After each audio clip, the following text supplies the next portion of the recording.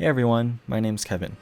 My first time networking was only about a year ago, but after going to a couple of appointments with my exploratory advisor at the CLS, attending networking events, and then working a summer internship in finance, I've learned a thing or two about networking.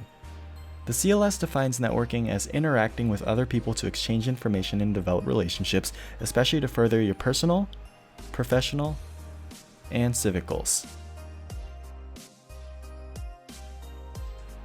For me though, it's more about putting yourself out there so that you can meet new people. So why should you network?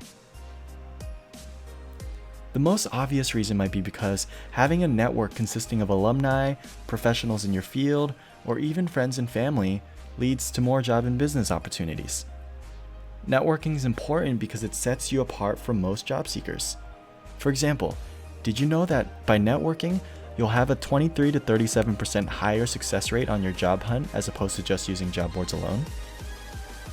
Let's pause for a second. I know that networking might sound kind of uncomfortable if you haven't done it before, and some of my friends have even told me that when they were networking, they felt like they were using the people that they met. But that couldn't be further from reality. In my experience, people like to help. When someone asks you for help, did you feel offended? Did you feel used? Someday, it might be you giving advice to a Grinnellian. Now that we've gone through the benefits of networking, where can you start? While there's no right way to start networking, it's important to consider the multiple channels you can network through, both in person and virtual. In person, it's easy to forget that your network is much bigger than you think.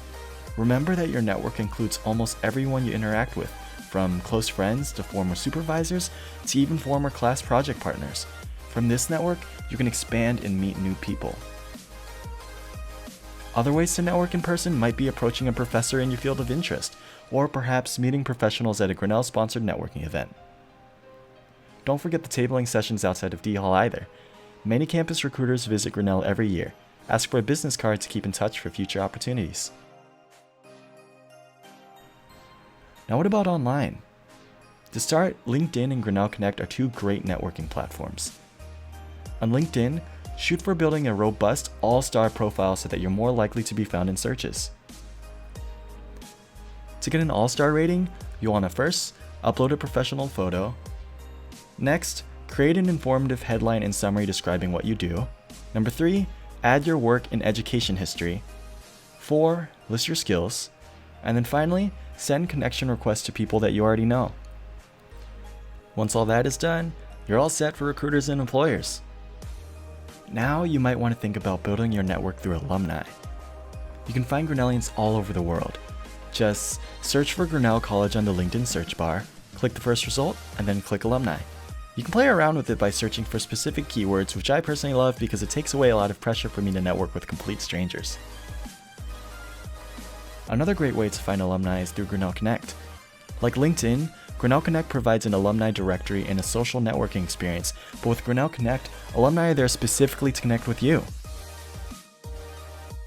Grinnellians open to starting mentoring relationships have indicated that they're willing to help on their profiles. You can use the mentoring option on the sidebar to narrow down your searches.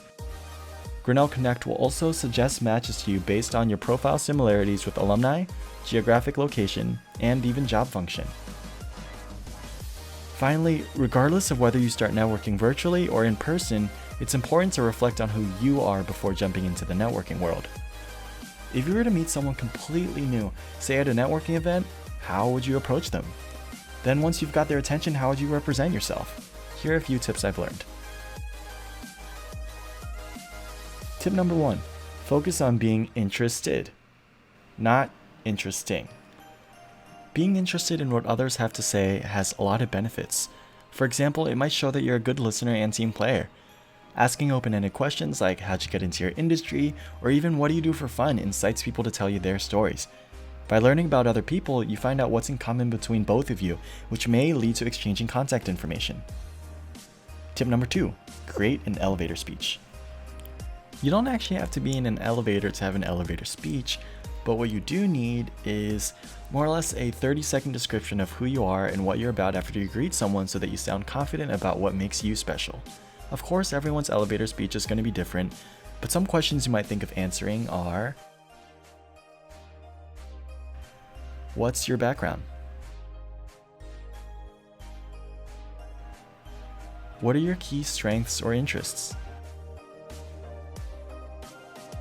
What industries are you interested in exploring? Then, why are you interested in the organization the person represents? Plus, if you ever get stuck on what to say, try practicing with your CLS advisor. I've been practicing with mine, and I think I've got the hang of it now. Finally, when you finish talking to whomever you've met, don't forget to say thank you and ask for contact information if you're interested in keeping in touch. Well, would you look at that? You're ready to start networking. Have more questions? You can make an appointment with the CLS via Handshake or call 641-269-4940 from 8 a.m. to 5 p.m. To browse our online resources, check out the CLS Grinnell Share page.